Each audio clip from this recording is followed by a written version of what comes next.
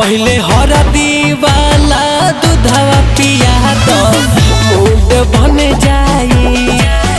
पहले हरदी वाला दूधवा पिया तो मूड बन जाई। पहले पियावा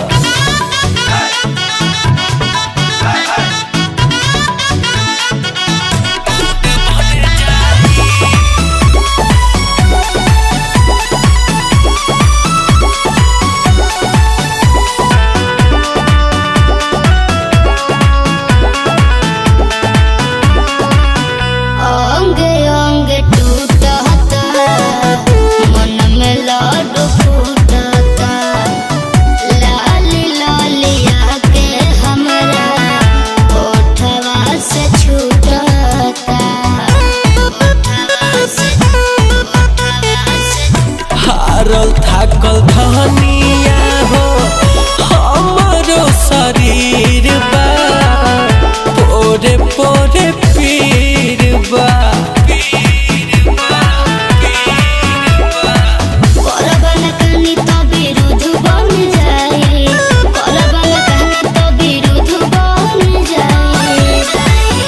पहले हरदी वाला पहले हरदी वाला दूधवा पिया तो मूड बन जाई। पहले हरदी वाला दूधवा पिया तो मूड बन जाई। हरे जाना लेके आओ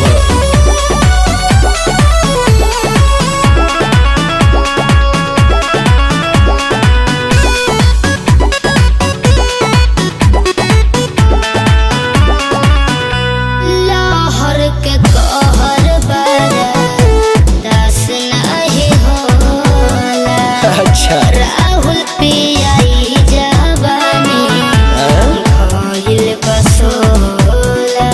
अरे ठंडा पानी डालना सारा गर्मी बुझ जाए।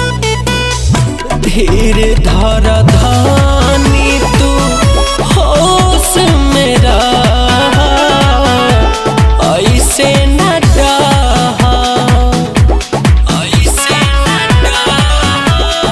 मन के मनल मन शुद्ध बन जाई। मन के मनल मन शुद्ध बन जाई।